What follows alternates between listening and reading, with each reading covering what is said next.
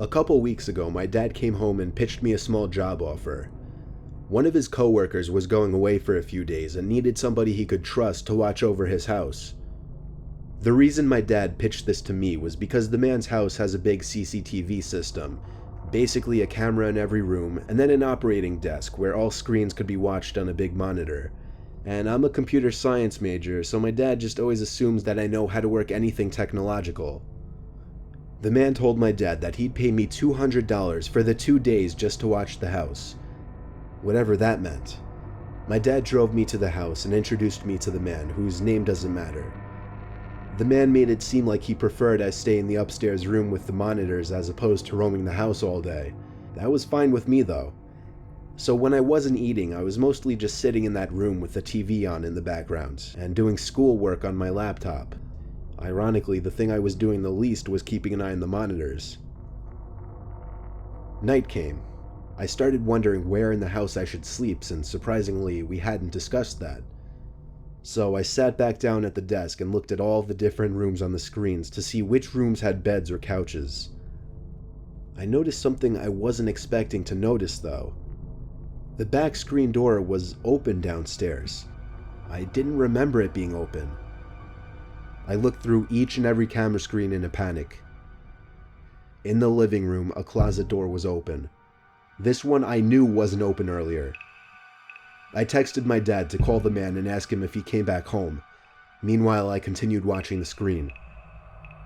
On the grainy, dark image, a tall person who resembled only a black shadow on the screen stepped out from the closet. I pulled my arms off the desk as I covered my mouth with my hands in shock. As I did this, however, my left elbow pulled some heavy object from the desk onto the floor, creating a big thud. The person in the image very clearly moved their head up to the ceiling as a response to the noise. They went for the stairs, walking up very, very slowly, step by step. Meanwhile, I got a text back from my dad saying, "No, he's not. I just spoke to him half an hour ago. Why?" I got so caught up in my phone texting my dad to send help that I didn't even pay attention to the monitor. There was a knock at the door. I looked at it and then the screens. The first screen I laid my eyes on was the one showing the person outside the door to the room I was in. When I remembered that door had no lock, the only thing I could think to do was jump out the window into the bushes below. I ran halfway down the block and then stopped when my dad called me. I had him call his friend and ask him if he was expecting somebody in the house. The man said he had no relatives or friends who had his key or would ever let themselves into his home. So he called the cops and had them review the footage. I got to watch all of it, and it showed everything. From the moment the intruder broke the glass to the backyard door, to the moment I jumped out the window and him running away shortly after. The intruder was never found. The footage was just too dark to identify his face.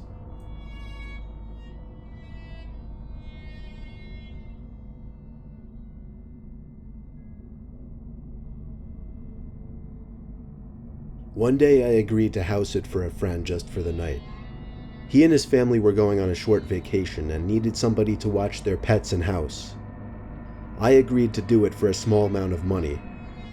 I'd been to his house many times before, so I was familiar with the layout. Nothing eventful happened at all the entire day. I just fed the 2 cats, the fish, and the birds. I went to sleep on the couch in the sunroom because it was my favorite room in their house.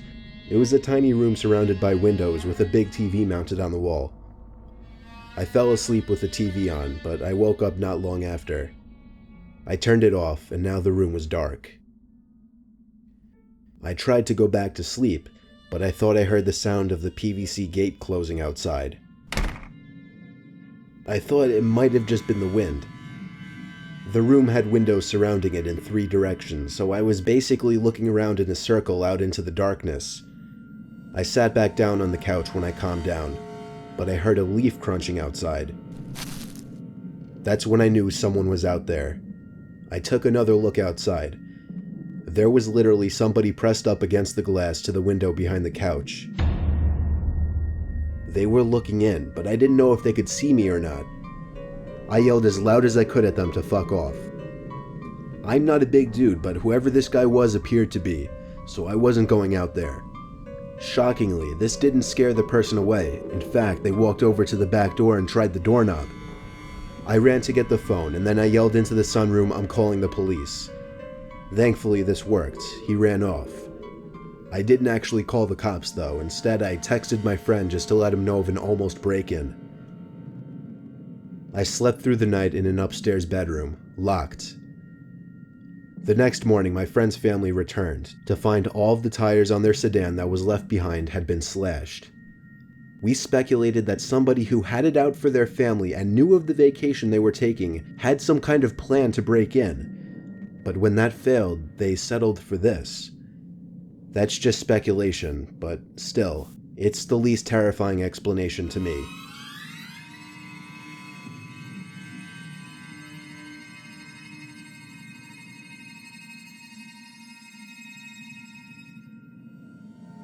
When I was in college, I used to work as a babysitter on the side to make a little extra cash. One day I saw an ad posted in the library that was requesting a house sitter for the weekend and to inquire through phone. I was used to babysitting, but house sitting sounded even better, same thing minus taking care of kids. So I called the number as soon as I got home and spoke with a guy named Chuck. I met him that Friday and he showed me around the house. He and his wife eventually went on their way and I was left alone in the house. I was given one of the spare upstairs bedrooms. I say one of because there were a few. The house was huge.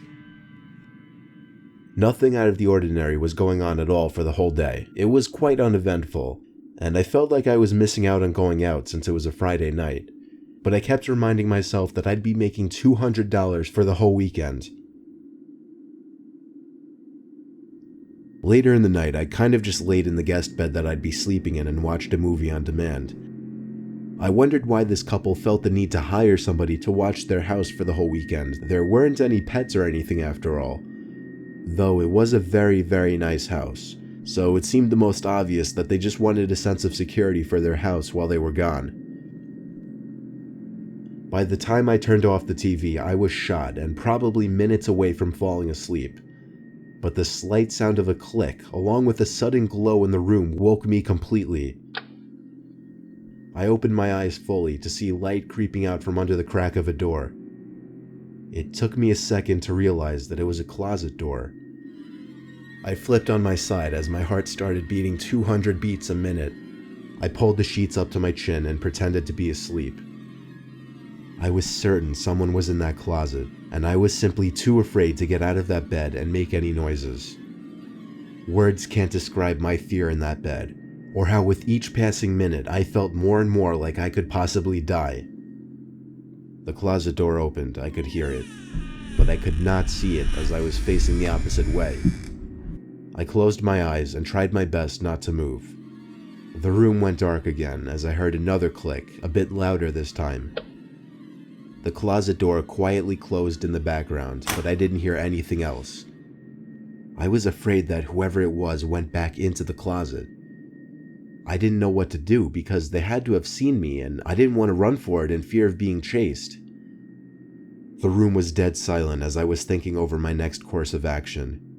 Eventually, I decided to just peek over to the other side and make sure the coast was clear. I flipped on my other side. Someone was standing right next to the bed with their hand reaching towards me. My reaction, I pulled my arms up towards me, balled up, and backed up onto the wall in shock. The person stood there showing no signs of leaving. I hopped over the metal bar at the end of the bed, ran for the door, down the stairs, and then out the front door. I ran all the way home, let myself in, called Chuck, and explained. I told him it was his problem now and hung up. He tried calling back, but I didn't answer. Maybe there was some story to be told, like they knew this person, or they frequently dealt with break-ins and that's why they needed me. I didn't care though. I didn't even care about the money. I just didn't want to speak to that Chuck guy ever again, or see that house ever again.